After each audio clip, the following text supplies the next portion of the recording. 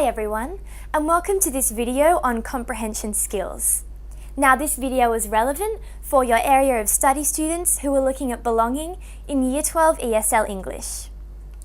So in today's video, we're going to be examining comprehension in the HSC. Now obviously you're in Year 12 this year, so you will have already had some practice in Year 11, getting started on developing these comprehension skills. However, today we're going to do a review of the types of skills, structures and strategies which you can be using for your Year 12 comprehension. This is going to be particularly important if you've forgotten some of those skills for Year 11 or perhaps hadn't focused on comprehension while you were studying Year 11 ESL. So we're going to be looking at all of these things today. Today we're going to be examining structure and how to structure your comprehension answers so that you're really providing clear, well-structured answers which the marker is going to be enjoying reading and which is going to make sure you achieve high marks. It's really important to remember that comprehension is not difficult. It's not going to be anywhere as difficult as, for example, the essay section of your exam. However, because of this factor, students tend to be thinking that comprehension isn't important and that you really don't need to practice it. This is absolutely not the case. In fact, it means that because comprehension might be a little bit more easy, that means you really need to put practice hours in so you don't become complacent and think that you don't need to practice this section. You obviously definitely do, especially because it's worth so many marks in your final exam. The key to comprehension is to ensure that you use structure and full sentences, and in today's lesson we're going to be looking at the way in which you can use these when perhaps you don't fully understand how to use these in comprehension at this point. So in today's lesson, let's just look at the plan of how we're going to structure our responses to comprehension. Firstly, we're going to be looking at a guide to analysing comprehension texts. Then we'll be examining some sample comprehension texts and looking at how you could answer some responses. And we're also going to be examining sample answers at different levels just to demonstrate the way in which comprehension can be awarded very different marks based on the standard of your response and really working on developing that high band response which you really want to be achieving. So, when you're looking at comprehension and the short answer section in your exam, it's really important that you go into it with a level-headed and structured approach. The easiest way to do this is to always break your time into two sections. Now, the first section is working on understanding and analysing the text. So when you first read the text, you don't want to be jumping straight into answering your questions, like a bull at a gate. That's going to lead to unstructured, messy answers which really don't answer the question. So instead, first you want to be understanding and analysing, and we're going to be going through the methods for how to do this, so your answers are just a bit more clear and you're not rushing quite so much in the exam.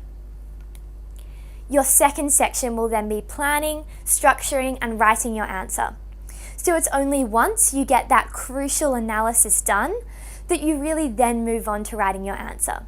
So it's really important that you break down your time into those two sections to ensure that you're really level-headed throughout the exam and you're writing to the best of your ability, not in a crazy, rushed, unclear way. It's also important, as we've discussed, comprehension may seem easy, but because it is that little bit easier for you, the teachers and the markers are expecting a really high standard. And so it's really important that we work together to develop that high standard, and we're going to be looking at techniques for developing that high standard today. It's really important to remember that comprehension is worth 25 marks, which is actually more than your essay. So you really want to be focusing on not only developing the techniques and doing the practice exercises to get you ready for that comprehension section, but you also want to be making sure that on the day, in the exam, you're spending enough time on that comprehension and not only focusing on your essay at the detriment to your comprehension. You also always need to consider three things when you're looking at your comprehension. Now, the first one is structure. So just like in an essay, you're going to be wanting to have a response which is structured, well set out, and therefore just really easy to read. As we've discussed in previous videos, having structure in your responses is so important because it means that your answers are going to be more logical, and more logical answers are the answers which get the marks. You then want to be looking at content, so really analysing what your texts say, and then making sure that through your answers you express an understanding of the content in that text. You also want to be looking and specifically analysing techniques. So in comprehension, we don't want any of these broad, fluffy answers. We want really specific analysis of techniques and quotes. So we're going to be looking today at how you can pick specific things from texts and make sure that you use them in your responses to your advantage. So, let's look at some comprehension skills which you're going to need in order to analyse your text successfully in the HSC. So, let's look at this fact. There is a big difference between understanding the text and properly expressing your ideas. So if you walk into an exam, you might be totally fine with the text, you read it, you think, yes, I understand this, I can answer these questions. However, you don't want to fall into the trap of thinking you understand the text, but then not being able to express that really good understanding that you have in your answers. So there's a bit of a gap here, and you want to be able to fill that gap through practice. So it's really important to express yourself in order to get the marks that you deserve. So this is going to be through structure, being through really specific, providing examples, techniques, quotes, things like that, which are really going to make sure that what you understand, you also get down on the page. The secret to comprehension is always writing a full, serious response. So this means never just thinking, oh yeah, this section's easy, let's just get through this fast. We don't want to see any one-word answers, any dot points. What we really want is serious, full responses, which include things like full sentences, which the marker's really going to sit up and notice. When you practice, it's also really important that you don't just use these one-word responses, but while you're practicing, you actually get used to writing things out in full, working on your language structure, your sentences, all the way in which your answer is going to really stand out. So by this, practice is going to allow you to learn structure and also get you into those good habits, which are going to mean that on the day it's way easier for you and you're not practicing for the first time in the exam. That's what you definitely want to be avoiding in the comprehension section. We also want to be using the model of state, explain and support, where you first state your answer, give the specific answer to the question, then you go on to explain what you mean by that, and then finally support that with a quote or a technique. This is exactly the same technique that you'd be using in essays, and it's really important that once you use this technique, you're really going to be answering the questions in a sophisticated and complete way. So you really want to get used to and get in the habit of using this technique as soon as possible. So let's look at the simple steps to success in comprehension. Now, as we've said before, you're in Year 12 this year, so some of this might seem like revision to you, but that's okay. It's really important that you're always refreshing the basic skills in order to achieve good marks, and also just to always make sure that the things that you did last year are still fresh in your mind. So firstly, you want to be staying calm. Texts may seem hard at first, especially things like poems, but that's okay. The exams always get easier as you practice more. And also if you just give a level-headed approach to the exam, just by staying calm, sitting back and analysing, you're obviously at the end of the day going to be able to get something from that text. So don't panic, it's going to be okay. The second suggestion I have is to read the questions before you read the text. Now this almost is like a mental highlighter, and by this what I mean is once you've read the question, you know what you're looking for in the text. So read the questions first. That means as you're reading through the text, you can look for the answers, and this means during your reading time, you're actually getting a head start on answering the questions. You then want to be checking how many marks the question is worth. So this will allow you to not only manage your time, but also understand how much you want to be writing for each question. And a bit later in this video, we're going to be looking through the way in which perhaps for different levels of marks, you're going to be tailoring your response to different ways. Fourthly, you want to be underlining the important words in the question, and then using this to make sure that you answer the question that is being asked of you, not just putting down anything on the page. Tip number 5 is that you should annotate keywords in the question with smaller words. So questions often contain really big words, words which are from the rubric, words which perhaps are asking you and directing you to answer the question in specific ways. Don't be alarmed by this. You can definitely be overwhelmed when you first look at it. But don't be tricked by this. All you need to do is go through, annotate each word, and really work out what the question's asking of you by breaking it down into smaller steps. So this is a really good tip for not being overwhelmed, and it's really going to help you answer the question. You then want to be marking key sections of the text which answer the question. Now, this is going to ensure that you always know where to look when you're answering the questions, and that you're constantly not going to have to be rereading the text, but instead you just simply know where to look because it's already highlighted there for you. You also want to be circling things that you don't understand, and these are things that you can either look up later if you have time, avoid, or maybe come back to and try and understand a bit more when you have time.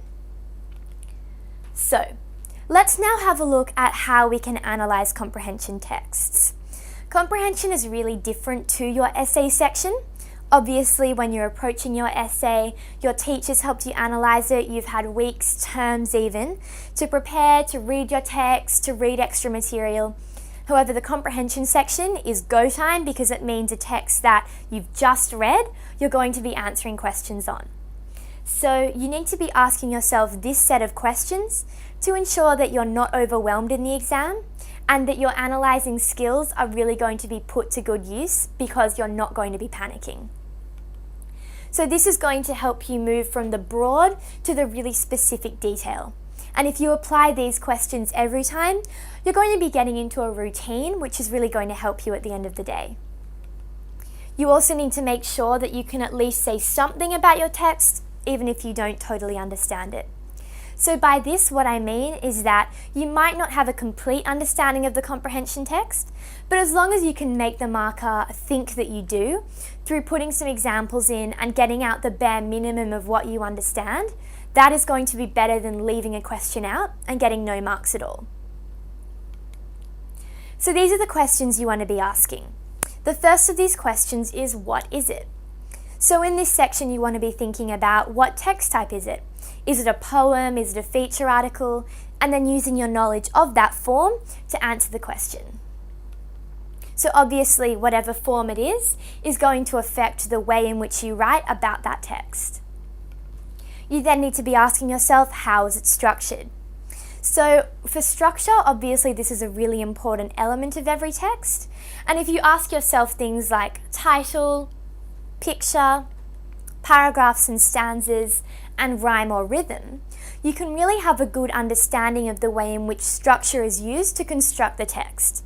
So by looking for these 4 things every time, you're definitely going to have at least something to say, and structure is definitely a sophisticated response which you can take to answering the question. You then ask yourself what stands out. So you might be thinking about bold or large font, pictures, and strong language. Anything which when you first open that exam booklet, what jumped off the page to you, that's what the author wants you to think of as the most important thing. And so you want to write about that to make the marker know that yes, you've understood the main point of the author. You then want to be asking yourself, what are the main ideas? Now, obviously the main idea is what is the most important element of that text. So it's going to be often repeated throughout the text. It's also often going to be part of the title and perhaps can appear often as a keyword. So the main idea is what's easiest to find in the text, and it's going to be what's most obvious, what's jumping out at you, just begging to be noticed. You're also asking yourself, and this is perhaps a more metaphorical level, what are the connotations? Now in this section, what I want you to be doing is picking out keywords and then analysing these at a deeper level. So thinking, what does this make me think of? So techniques such as symbolism is a really good way to demonstrate to the marker that you understand the text at a deeper level, not at a literal level. And if you remember back to your syllabus rubric, it's really important to remember that literal level is what you want to be avoiding in this level of ESL, and you really want to be reading text at a deeper level, so understanding these connotations. You then want to be asking yourself, who is the target audience for the text? So you might be asking yourself, is the language formal or informal? And is it intellectual or everyday? So these judgments which you make are really going to help you in analysing the text. You then ask yourself, what is the purpose? So the purpose of a text is the reason that it's written and the reason that the author composes and makes certain decisions about the text.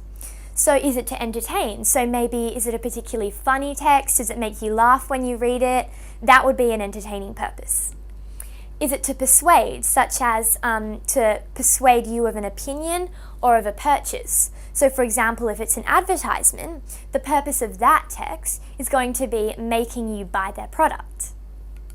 Is it to educate? So for example, is it a text for school students to understand the HSC syllabus? Things like that, which are going to be using quite formal and informative language. Also texts that show their feelings, so these are quite personal texts, often texts which are fiction, such as diary entries or journal entries, which is where the character is trying to express to you the way that they feel. You're also asking yourself, can you spot any techniques? So obviously this is where the detail's coming in, so you're looking for visual techniques and language techniques which you can use in your response. So let's just look at this sample analysis, and the techniques which I point out to you in this are all examples of the way in which once you get into your exam, you can perhaps employ these sort of similar techniques and this similar sort of structure of analysis. So while you might not get this exact text, the way in which we analyse it, you can definitely employ in your exam. So if we look at this ad, it's an ad for Beyond Blue, which is a charity helping people with depression. So let's just analyse some of the techniques which they use.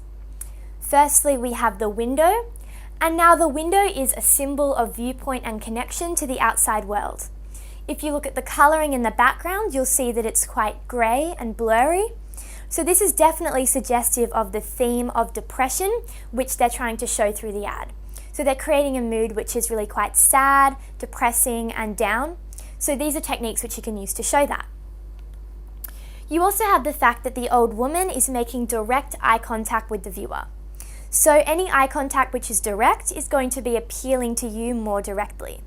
As you know, in conversation, if someone's looking at you directly in the eye, you're going to feel like you're more part of that conversation, and here the woman is looking at you in the eye to appeal to you to care about this charity and about this cause. You also have a variation of font sizes, which is creating emphasis.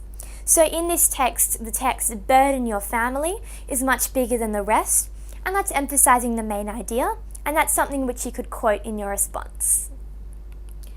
For example, you're also looking at the hunched body language, so the woman's hunched over, which is definitely an expression of the fact that she's feeling down, she's depressed, and that she needs you to support this charity in order to feel better. You're also looking at perhaps some symbolism. So if you look under her hand, you'll see a hidden tissue.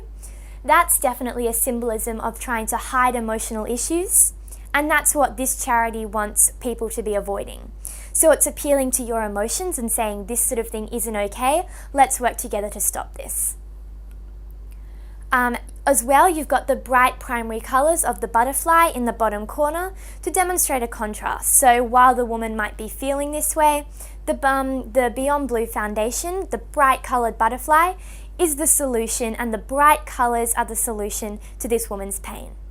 So here you've just seen the way in which we've taken one text and quickly picked out a couple of techniques and then shown the way that that technique suit the purpose of the composer. The composer in this text is obviously trying to show that, yes, you need to support this foundation. Let's look at how to structure your response in a comprehension in your exam. So it's really important that for every mark, you firstly state the basic answer to the question. So the first thing you're going to be writing down is the specific answer to the question, which just really provides the marker with an instant response so they can give you that quick tick just to show that yes, you've initially identified the answer. However, you don't just stop there.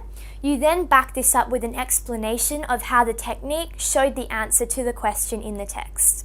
So once you've got that answer, you then identify the technique and then show how that technique shows you the answer. So you really want to be linking the technique with the answer to the question. You then want to be supporting your answer with a quote from the text to prove what you've said is true. So you always need to be backing up your response. Imagine that the marker isn't going to believe you unless you put something down. Just something like that, which is always going to remind you that you need to reassure the marker that you've read the text and that you've picked very specific examples. Now let's examine how we can relate all of this back to belonging. Now, the key issue in your area of study is that while you're doing different tasks, so for example, you're looking at comprehension, you always want to be bringing the issue back to belonging. So belonging is your focus all the time. So you need to make sure you understand your text before you understand how it relates to belonging. So your first step is just reading it and understanding what happens in the story, who the characters are, what they're like, and then later applying belonging themes to that text. So the texts that you study, it's really important to remember, were not written so you could have a belonging exam. The author didn't sit down and think, I'm going to write a text today which they can use in the belonging HSC syllabus. That's not how it works. Instead, they had their own themes and purposes when they were writing the text, and you need to understand that and then employ your belonging themes later on. So what you can do as a tip is to create a list of ideas about belonging in your text and then use this when you're answering the questions. So let's look at some belonging themes. These could include not belonging, the barriers to belonging to place, belonging to a family, belonging to a text, and changing belonging over time. All of these different sub-belonging themes are really important to understand, and you can definitely identify all of these different things in the different texts that you're given. So while one text might not have all the themes, it might have one or two, and then your next text might have a different theme. So it's really just about identifying what relates to belonging in that specific text and then writing about that. So that brings us to the end of our lesson today on how to answer comprehension in your area of study section. Now that you're in Year 12, it's really important that you review your comprehension skills from Year 11 and work towards developing sophisticated, structured responses, which not only really analyse and understand the text, but demonstrate to the marker that you understand that belonging has been employed in those texts.